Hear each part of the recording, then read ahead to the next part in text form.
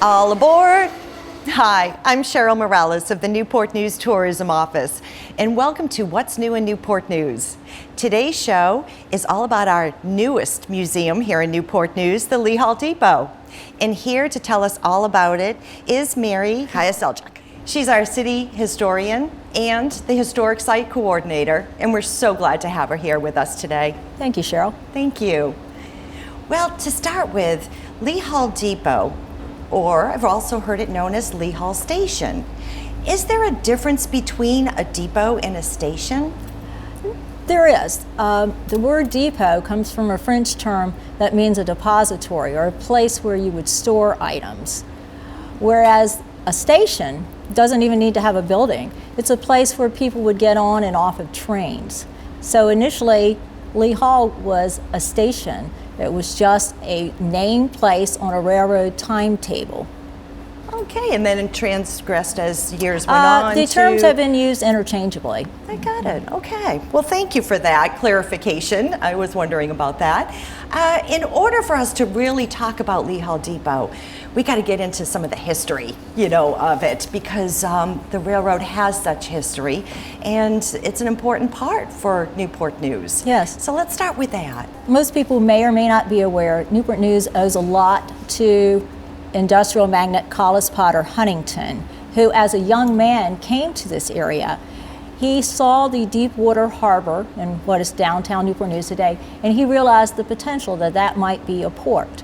So in later life, when he had made his fortune in California gold mining and railroads, he was working to create an intercontinental rail line. And one facet of that was the Chesapeake and Ohio Railway, which would link the Ohio River Valley with the Atlantic Ocean. And why did he want to do that? He envisioned shipping coal from the mountains of West Virginia, and Kentucky to the eastern seaboard ports, and also for shipment abroad. Which is still happening today. Exactly. Yeah. And in order to complete his dream, he initiated rail service in 1881 from Richmond. It was extended to the tip of the Virginia Peninsula and to the little hamlet of Newport News.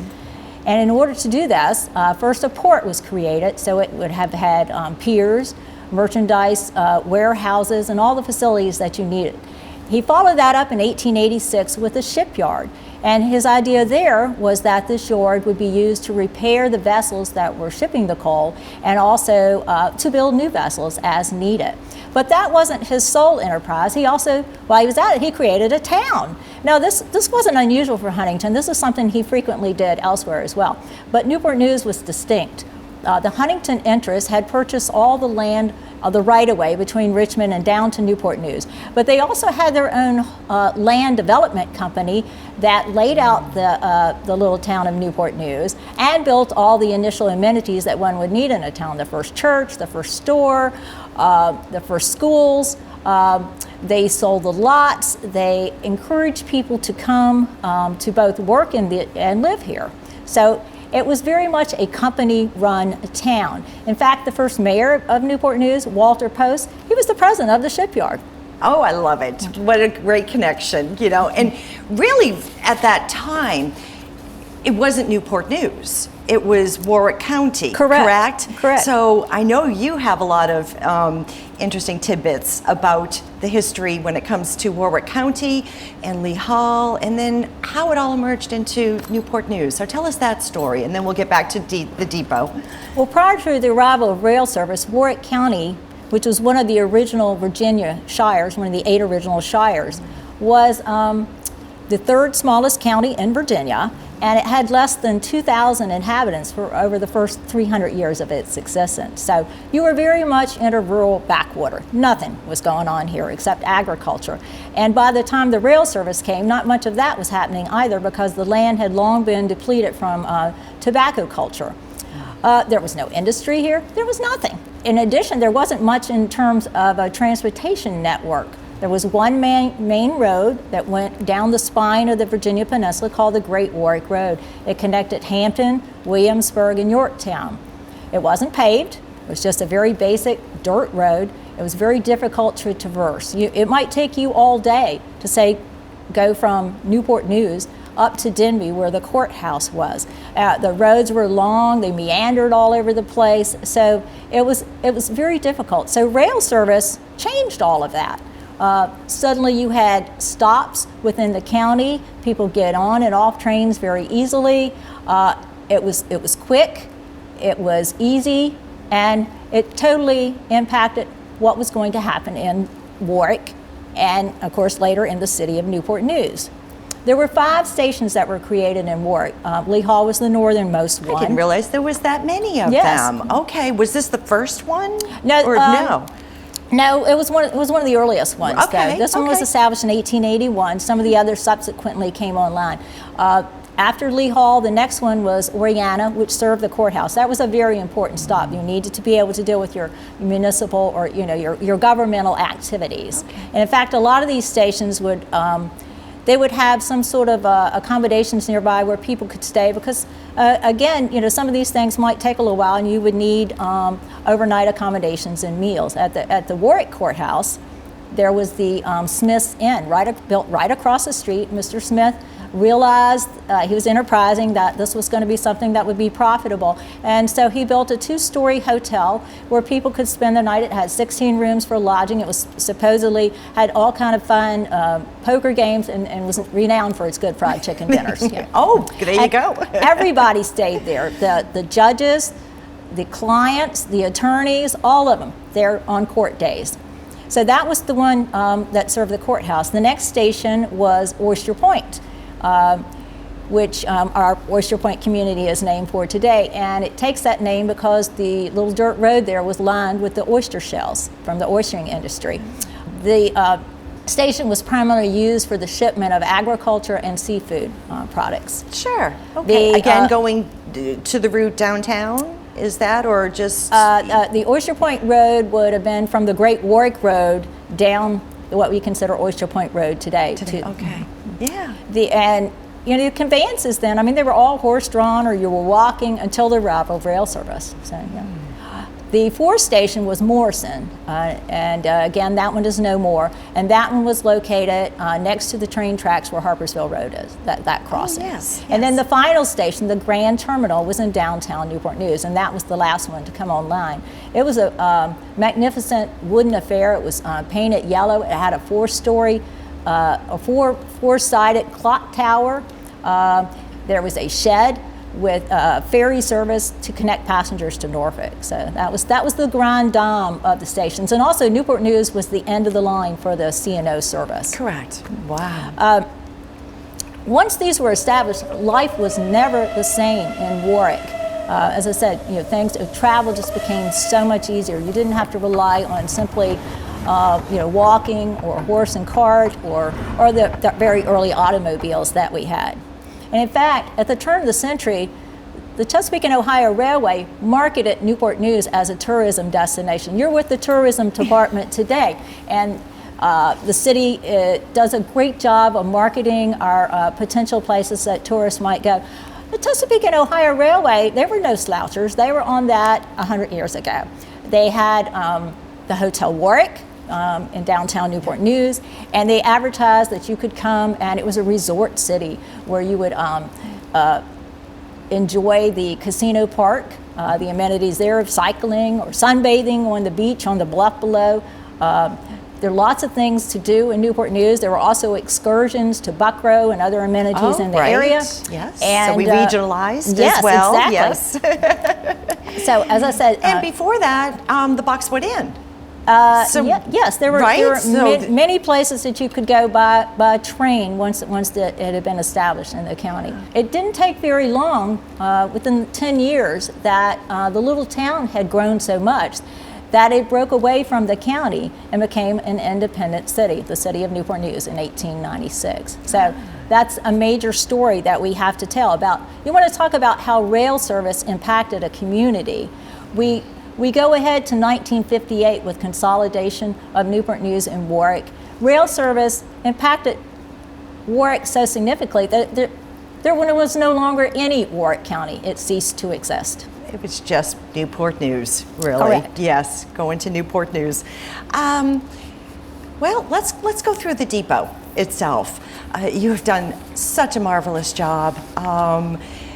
Walk us through it as if because it feels like you're walking, through a time warp or something when you walk through the front door here. Tell us about the artifacts, tell us about the different rooms, that you'll experience when you come. Well, our intention is to immerse you in time travel. When you open the door and you step into the waiting room, we want you to feel like you're in the depot of the turn of the century. As you come in, you will encounter some of the original waiting room benches, and you can sit on them. There will be a coal stove, a ticket counter. As I said, our intention is to put you in place as if you were here at that time. So you go from the waiting room into the next space, which is the heart of the station, the agent's office or the operator's office. This is where the train traffic was controlled. The station master had a special area in a bay where they would sit and they would control traffic. They received messages from the dispatcher, either by telegraph or telephone, and they used this information to communicate with the trains whether they needed to stop, or just sort of slow down, or just keep on going. And as I say, there were choices of what the engineer was going to do, whether he was or he wasn't going to stop. And in order for them to know this, because this isn't a day when there are no cell phones, there's no way to communicate with the train, there no telephone, no walkie-talkies or anything. Right. So how did they tell the train what it needed to do? There was a big device outside the bay where the operator sat. It was called a semaphore, and it had blades on it. And the blades, depending how they were positioned, would, if it was in a horizontal position, that told them to stop. It was upright, keep going. If it was at a half angle position, that meant go with caution. And it also had lights on it. In other words, it was a railroad traffic signal. It had the same colors of lenses that we have in traffic signals today, and they meant exactly the same thing. So you had a dual operation. When the station agent had his orders, and he prepared all these copies, he operated the semaphore from some levers that he had inside, and we have the original levers to this station. In fact, Lee Hall had dual tracks out front, so there were 2 levers on the Lee Hall semaphore that to handle movement or shifting of the tracks as needed, and these levers. The train engineer would then see the position, and they know what they were going to do. Now, if they had received the information to stop, that means they probably were either going to take on or let off passengers, or pick up some freight or not pick up freight. If it said proceed with caution, they might just be slowing down to pick up the train orders without anyone actually getting off the train. And you say, well, Mary, how in the world are they going to do that with a moving train? They had a couple devices. One was called a train hoop. It was like a big curved wicker stick. And then they had another one later on that was a Y shape called a message fork. And they would take this little flimsy piece of paper, and it got folded a special way and tied into the string. And someone would be standing out on the platform as the train went by, holding up this device, and the engineer or the conductor would have to reach down while the train is moving and grab off this message. And sometimes they didn't just get the message, they got the whole fork, right? They'd toss out down the line somewhere, and then someone later from the station would have to go out and retrieve this thing. But then they had their copies, and that was a way of doing it. No, I'm sorry to interrupt, but the orders itself, is that for between that Lee Hall Depot and the next station that they're going to be going to? It could be for anywhere. For instance, the message could say, there's a derailment at Oriana, stop the train. There could be for any number of reasons.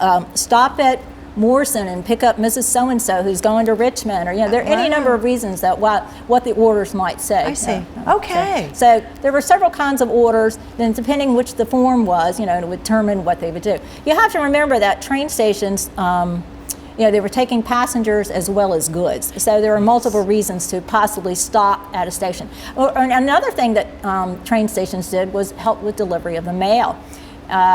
There were special train cars, RPO, rail postal cars, that had a whole series of boxes and people on board who were actually official federal mail clerks. And they were sorting the mail as this train is rolling along. And they stood the whole time. It was a very difficult job, all day long, sorting the mail.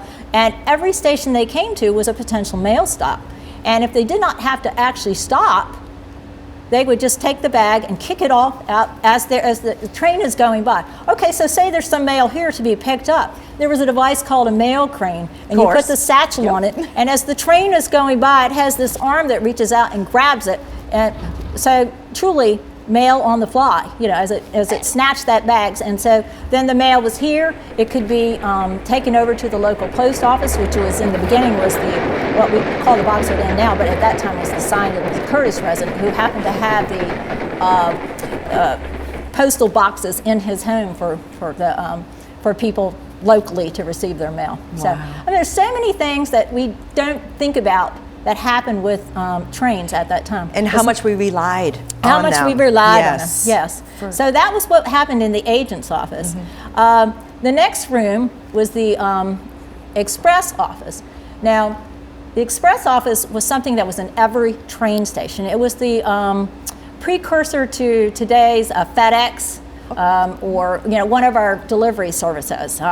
People would bring things to the station that they wanted to have shipped, or things were shipped to them and they picked them up.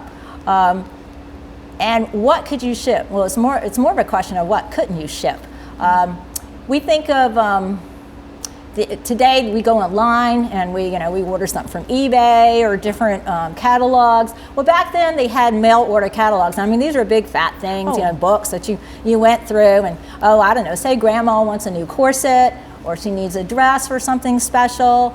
You need a new ice box. Anything you can imagine. I mean, you could even order a house. They came in a kit. Sears and Roebuck. Sears and Roebuck, exactly. Yes. You picked out the style of house you wanted.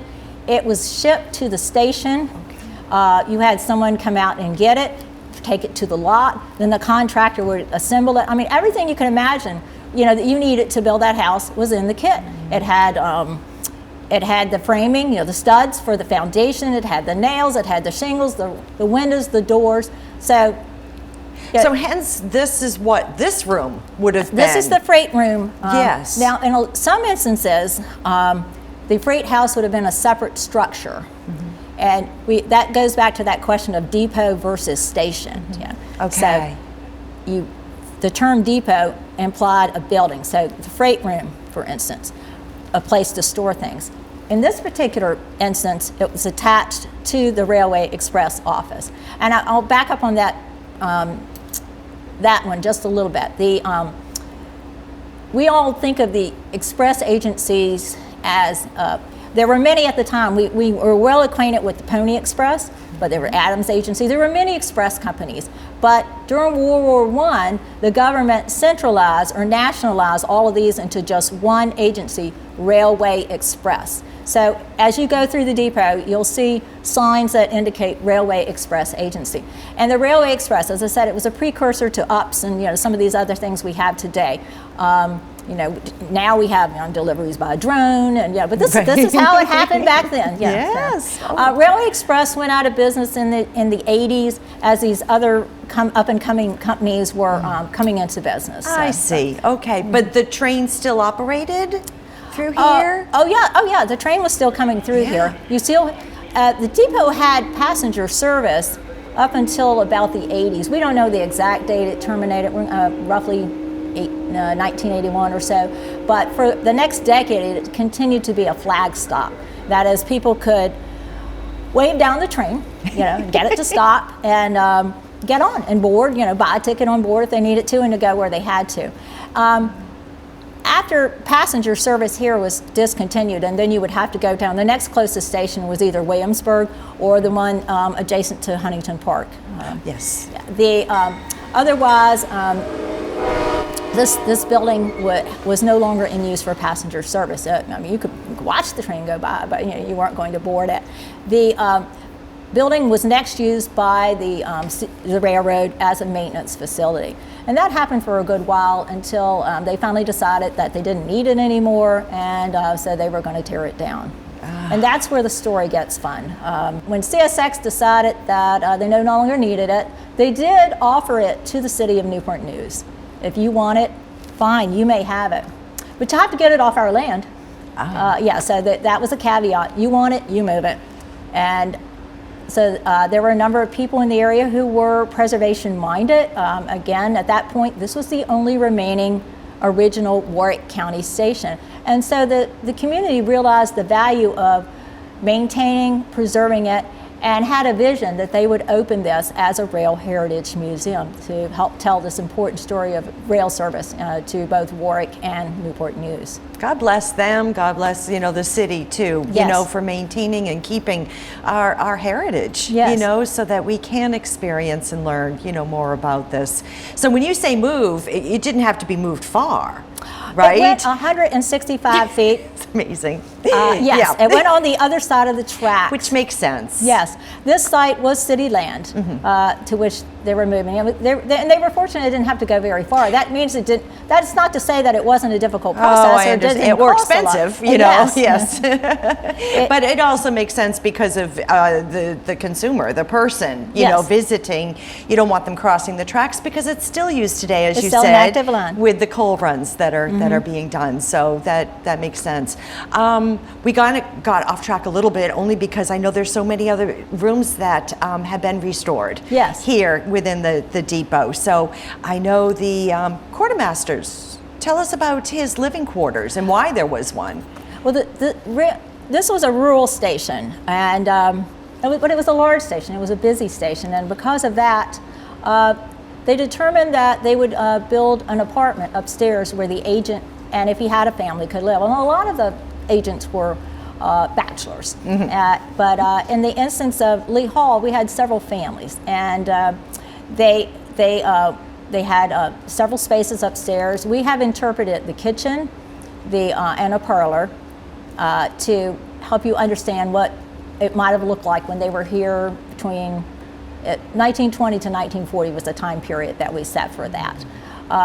And we have reflections from some of the people who lived there, in particular one housewife who talked about what it was like to live in a train station, which, at that time it was not the easiest thing to do. There was no air conditioning unless you opened the window. The heat was not the greatest either. Coal stoves, of which there were 8 coal stoves in the building, but they're somewhat efficient, somewhat not so. It was cold, it was cold. Imagine trying to bake a cake while a train's going by. Or doing the laundry, and coal dust is flying out of all these gondolas there that are passing by. So it was an interesting experience to live in a train station. Now, in a small town, to boot, not a lot going on. There wasn't much. Now, one thing I wanted to mention was that a little village grew up around the train station, and this is not uncommon. I mean, this happened all across America, that particularly when train service came to a rural community, that then the station would often be the nucleus of a little village. And so that happened here too. And some of the enterprises that were created then, those buildings still exist. And so upstairs, one of those rooms we have devoted to telling the story of the village of Lee Hall. In fact, we have a diorama up there that depicts some of those early residences and businesses that were here. And it's kind of fun because it's also facing the remaining structure. So you have the same view shed as you look out, and you can see what remains of that early village of Lee Hall. Where did you get a lot of these artifacts? Because again, when you walk through each one of these rooms, you are walking through a time warp. You are right there, feeling it is back in the 1950s or the 1880s. Where did you get a lot of the artifacts? When we started out, we had nothing. Zero. The other museums, historic sites that the city operates, they're not focused on rail history at all. And aside from a few old metal tools in the building that were left behind by the CSX, zero, nothing. We had to create the collection from scratch. Today we have about 5,000 artifacts, and I can say 90% of them are through donation. But the first step was to determine what was the storyline that what did you want to tell in this building? What is it how do you want to interpret it? Because you can visit many train museums, and they pursue it in a different fashion. So what was the story we needed to present, and what did we need to be able to tell that story? So we created a wish list, and we put it out to the community. And there was one particular individual who decided to make it her work to acquire as many of those things on that list as possible. And she went everywhere. She shopped online, estate sales, auctions, I mean, whatever you can imagine. Anyway, flea markets that you could find stuff, she did. And she purchased it with her own dime, I might say. Thousands and thousands of dollars. Oh, my. And there were also things that were donated by other persons. And the Lee Hall Train Station Foundation was generously contribute to the purchase of specific items as well. You might ask me, what was at the top of that list? What did we most want? We wanted C&O marked coal stoves. As I said earlier, there had been 8 in the building. There were none in the building when we acquired it. We were able to get 4. Wow. Now we got a few through purchase, including one at an auction. One was donated and one was liberated from the downtown Newport News terminal. So we're very pleased that we have those, as well as other pieces in the building. But what a story that we had to go through. And it took about 10 years to do that as well, to acquire those artifacts. And we're still seeking things. We revise that wish list all the time, Cheryl. Yeah. So if anyone is interested in knowing what our latest needs are, please reach out. And we'll give you a call. Yes. We'll let them know what's on the top of the list. Well, what is the future plans for the depot? What do you envision? We haven't finished what we've started. So far there have been multiple phases to the project. We started out with the move, and that took about 10 years. It was completed in 2009. This has been a 20-year process, by the way, Cheryl, and I say we're still not finished, but we were open, but there are still more things to do. We did the exterior stabilization, which included anything that was necessary to button up this building and keep it safe from Mother Nature. So it was new windows, new doors, siding, roof, rebuilding the chimney, the parking lot, the lights, all the things on the exterior, that would stabilize this building and make it safe. Next was the climate control, which was HVAC, bathrooms, interior amenities that would make this a user-friendly space. So we're in phase 4 now, which is interpretation. So we've just discussed some of these rooms and things that you can see and how you can use them. But we still have one very large gallery that we want to do, which will be called A Journey Through Warwick. And it will take you through these spaces, and it will interpret each of those 5 stations that I told you about earlier by presenting profiles of individuals, very actual real persons, Warwickians, and how rail service impacted their lives. And I'll just give you a couple of examples of those. One is a waterman, John Edward Parker. He plied the Warwick River. He farmed for oysters, he tonged them, he fished, and he also got crabs. And he would make his own crates. Pack the goods in the crates with wet grass to keep it moist, carry it on his shoulders or in a cart down to the Oyster Point station. Again, all lined with shells, not an easy trip. Imagine, walking with these heavy crates on your shoulders. For the train to come, pick it up, take it to cities like Richmond, Baltimore, Philadelphia, and the next night it would be on some diner's dinner plate in a restaurant. So then the seafood companies that were purchasing this from him shipped his crates back to him with the money that he received so he could do all this again. So his livelihood, it was critical that he had rail service to be able to do this. Absolutely, to transport it, or else there would be no business other than very local. Yes. And that's it. We have about 15 to 20 different people we want to profile. Another one is Joseph Thomas Newsom, and most people are familiar with the Newsom House Museum and Culture Center. Mr. Newsom was an important African-American attorney in the city. We are going to profile Mr. Newsom and his wife Mary as they are leaving the downtown Newport News station in 1920. They are headed to the National Republican Convention in Chicago, where he served as a sergeant of arms. But while they are sitting on the benches in the station, they're talking about the wretched conditions in the Jim Crow cars. You have to remember the 20s, the area of segregation.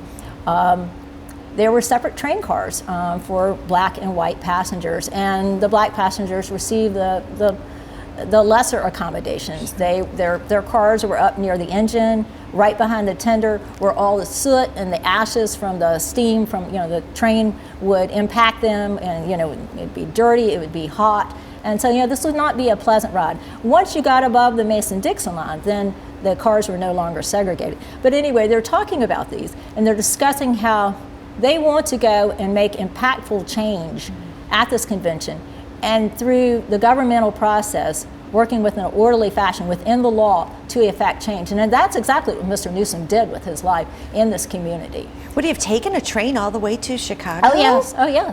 Wow. Absolutely. In 1920, the airplanes weren't at a state that you would want to fly there. I mean, he could have driven there, but that would have been a long, no. Correct. It would Trains be the train. were the way to go. Wow, that's fascinating. And we have so many other characters that of this type, that each station has several persons that we want to tell the story, and how without rail service their lives would have been quite different. In addition to the Journey Through Warwick Gallery, another exciting project that we're working on is the restoration of an 80-foot military hospital car. And I say we, that this is a project of the Lee Hall Train Station Foundation. This car is interesting because it has local provenance. It was used during the Second World War locally to transport patients from the embarkation piers to area hospitals to convalesce. So the car is out at the Fort Eustis rail shop, and volunteers have been diligently working on it, and it will be an ongoing project because it's very, very labor intensive to strip this car to bare metal, make repairs, repaint it, letter it, and get it ready for a move here. We're not sure exactly when that's going to happen, but we need volunteers. There's a group that regularly goes out on Wednesdays to the car shop, and we would love to have additional people to be part of that effort. Sure. Well, that's going to be such a nice added benefit, definitely, because we know so much when it comes to World War I in our history with Newport News, but not a lot when it comes to World War II. So to have this added piece is going to be such a nice addition. It will be. Yeah. Yes, and we're looking forward when that is able to come and join the Chessie caboose on our display track. Perfect. The history of Lee Hall Depot is a little different. In fact, it's not, I'll take that back, it's not a little different. It has national scope. We start with the building of the station in 1882, but before that, in 1881, it was a named place, probably with just a sign next to some tracks, and a spur went off from the main line over to Yorktown. Collis Huntington, one of the reasons that he initially built the Penn subdivision was to convey passengers to the National Centennial Celebration at the Battle of Yorktown in October 1881. Our commemoration for this Yes. the And so he Revolutionary War. Yes. promised government yes. officials that it would be ready in time, and it was, barely. Well, but, I heard, yes, Yeah, barely through just got temporary it done. tracks Yes. and some, aspects of it, but yes, you're right. Just enough. And so people were able to come and attend us. But it didn't take very long for that little spur was to be pulled up, and instead he determined that Newport News would be the central location for his line, and thus the town was created. We think in terms of Lee Hall for local things, but it doesn't. It has national prominence. During both of the World Wars, Hampton Roads was a port of embarkation. Hundreds of thousands of troops shipped through here. And horses and mules. Everything and you can yes, think of, coming yes. and going. There were staging areas for the men, the soldiers that were coming in, military camps where they were assigned temporarily until they were sent downtown, often on train, to the embarkation piers and the ships that were waiting to take them overseas. And then they came back through here again. And if you think of some of the place names here today, they derive from those camps. For instance, we have Eustis. Well, the Lee Hall Depot was the closest station for camp later / Fort Eustis. And so that's a place name. Oyster Point, Morrison, Camp Stewart. So all these names today that are either housing projects or on street signs, it was because originated of that. from this, here. And also POWs, I heard. Exactly. POWs came through here during the Second World War that were assigned at Camp Eustis and were sent to do different tasks in the community and in the area. So Warwick was greatly impacted by rail service. Lee Hall in particular, I said, has such a story to tell. Once Newport News incorporated, and it was its own entity, it began to nip off little choice parts of Warwick from time to time through annexations. The parts were either most populous, or they had the business, or they had some kind of resources that the city of Newport News wanted. And so this went on for over 60 years until the final big grab in 1958 when the two entities merged. And as I said at that point, Warwick no longer existed. That was it. Yeah. See? What a story. Yeah. What a story. What a story. But we also have the fact that a port was created, a world-class shipyard, and as a result, a city. Right. Yeah. So, but you know, coming here is not just for the adults who want to learn about the history of Newport News. No. Because, you know, trains, they're the kid in all of us, right? Yes. So I know you have a specific area too for the kids. So We tell do. us about that. We do. It's called Chessie's Place. Chessie, the C&O mascot, it's a very friendly cat, and we have a room called Chessie's Place just for children.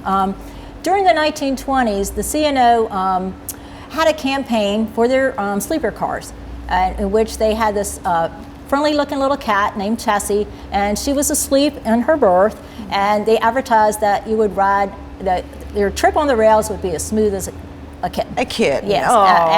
And you can see Chelsea throughout. Oh, you can see Yes, Chessie throughout yes. the station. In the kids' room specifically, though, everything in there is pertaining to Chessie. There are many things to do. There's an overhead layout that kids sit in a little Chessie Express caboose, or locomotive rather. They push a button, it starts the layout. They ring a bell, they blow the whistle. There is a Thomas table, layouts to play on. There are little outfits to put on. There are games and puzzles and things to read, coloring. You can have a photo op with Chessie. We actually have someone in a Chessie costume that are available. And throughout the station, in fact, we even have a scavenger hunt related to Chessie. You go throughout the station and you will see Chessie immortalized all over the building.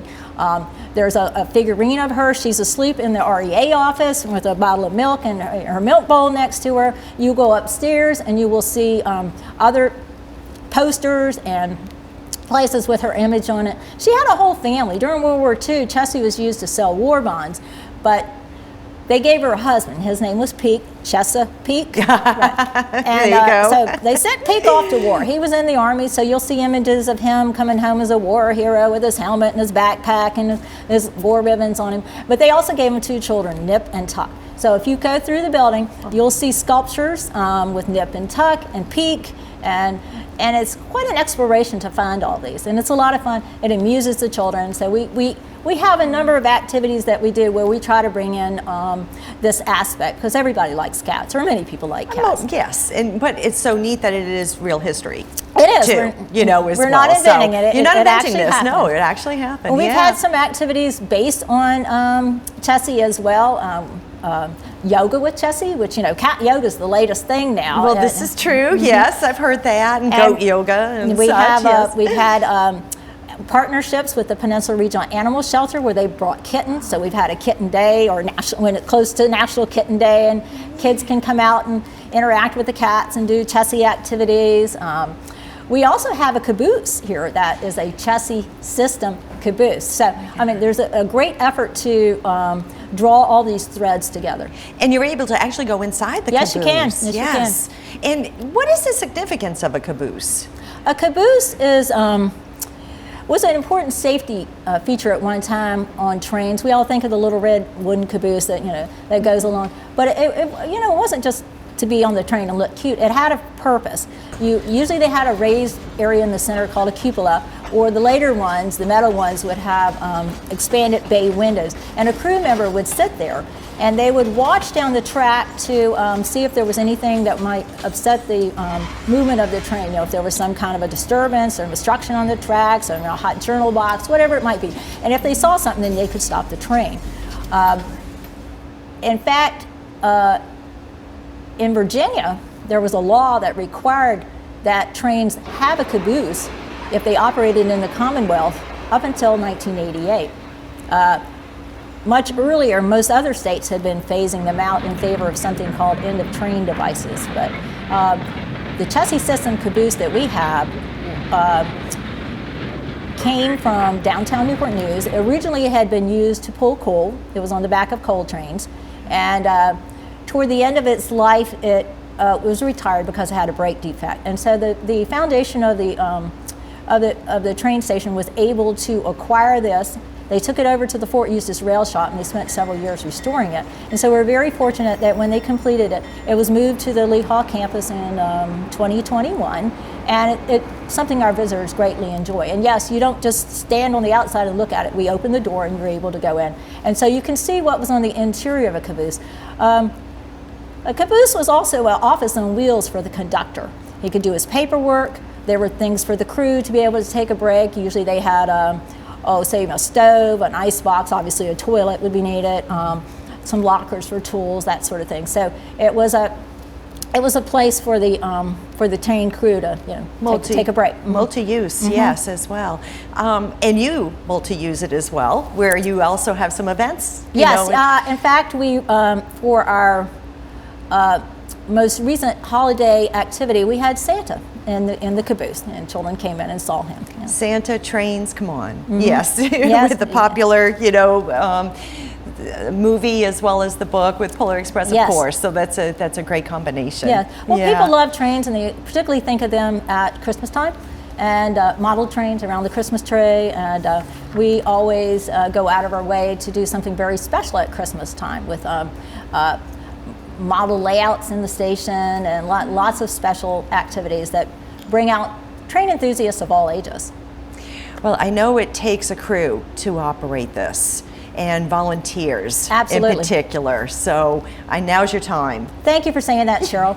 We do a variety of things here. We have a number of educational programs that are usually based on STEM goals, but in order to put those on and to offer this as a resource to the community, we do need volunteers. And we are looking for people who are history and rail minded to come and join our team. We have so many things for which we need volunteers, obviously docents, guides, but we, as I say, the educational programs and the special events that we do. So if anyone is interested in being part of those, we would love to have them.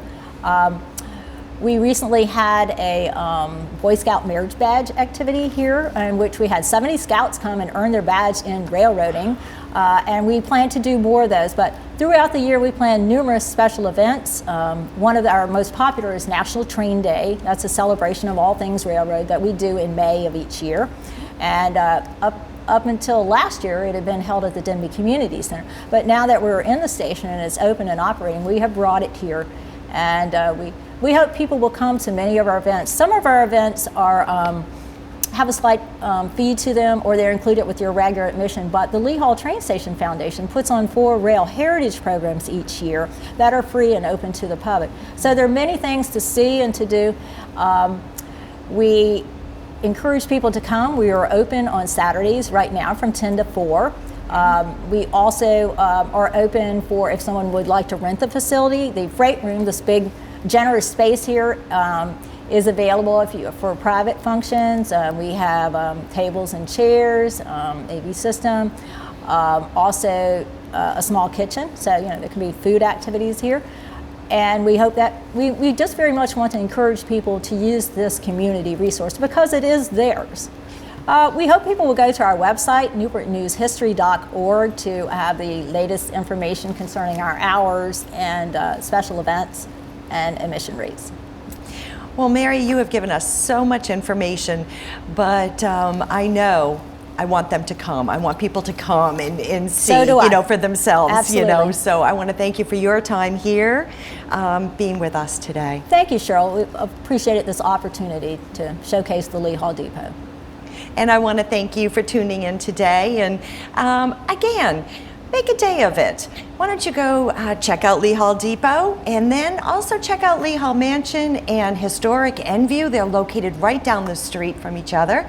For information about that and all there is to see in Newport News, check out our website at newport-news.org, or you can follow us on Facebook and Instagram. Thanks again for watching. See you soon.